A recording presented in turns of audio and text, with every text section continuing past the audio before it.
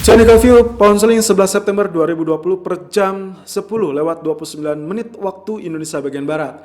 High 1.2818 dan low 1.2792, running price kini tertahan di 1.2815. Oke, sebetulnya tidak fail sama sekali karena kemarin sebetulnya dia sempat spike meskipun spike-nya relatif tertahan ya di 1.3033. Ini yang terjadi tadi malam. Jadi dia sempat terbawa arus oleh ECB dan ini sebenarnya kalau bahasa teknikal ini sudah sangat meyakinkan seharusnya akan terjadi kenaikan. Apalagi dengan zona areal abu-abu ini adalah areal historical price.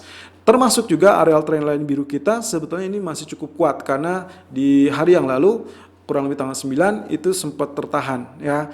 Tapi kurang lebih dengan faktor Brexit talk yang sangat dominan akhirnya dia tergelincir dan menembus zona ini.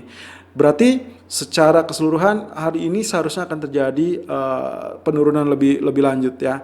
Tapi kurang lebih setelah dia mengalami penurunan ini atau breakout seperti biasa seharusnya secara normal dia akan ada pullback. Pullback kemungkinan maksimumnya hanya berada di kisaran 1.2880 kalau based on aturannya ya.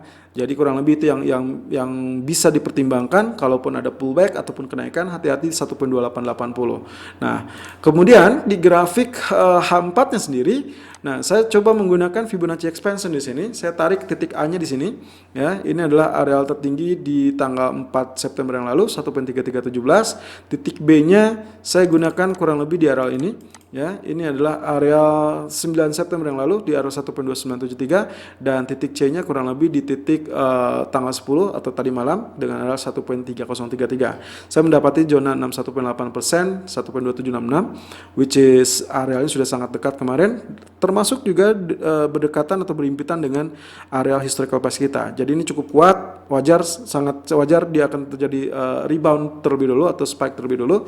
Nah, yang saya perkirakan Anda bisa ambil zona ini sebagai historical price atau zona ini ya, ini juga sebagai historical price yang sangat baik. Ini kurang lebih berada di 1.2836. Jadi pilihannya yang paling dekat adalah rebound ataupun pullback di zona 1.2836 ataupun 1.2840 atau yang paling ideal adalah 1.2885 ya. Tapi trend secara keseluruhan untuk hari ini adalah downtrend. Jadi silakan lakukan sell and pullback di kisaran 1.2845 ataupun 1.2860 dengan target pertama adalah 1.2795. Target kedua adalah 1.2745. Stop loss silakan gunakan di kisaran 1.2925. Selalu gunakan stop loss dan risk management sesuai dengan equity dan strategi trading Anda. Irfan untuk Agrodana.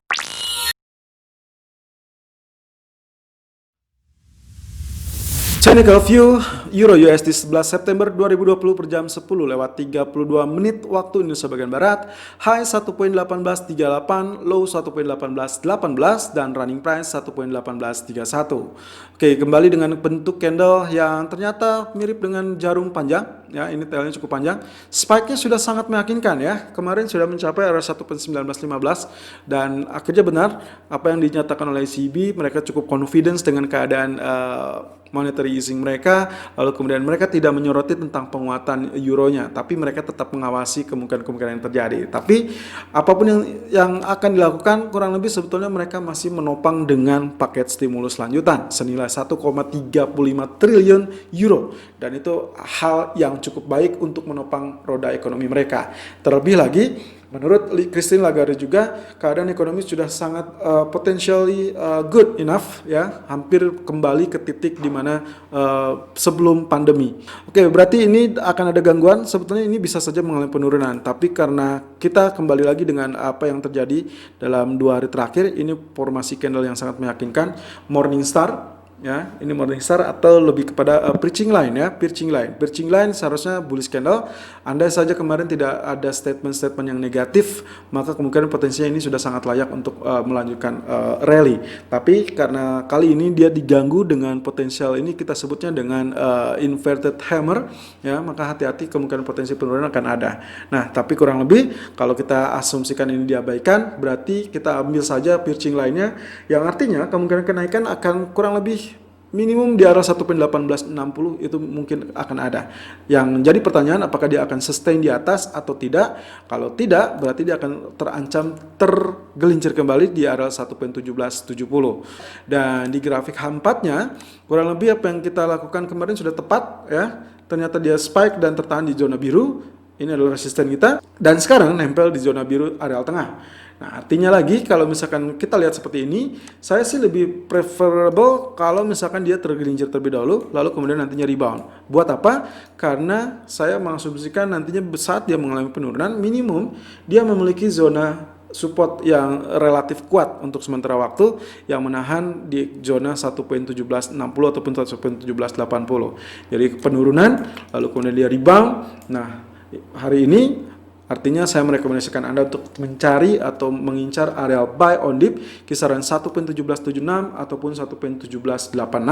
Target pertamanya adalah 1.1836 dan target kedua adalah 1.1905. Stop loss kurang lebih silakan gunakan di area 1.1706. Selalu gunakan stop loss dan risk management sesuai dengan equity dan strategi trading Anda. Irfan untuk Agrodana.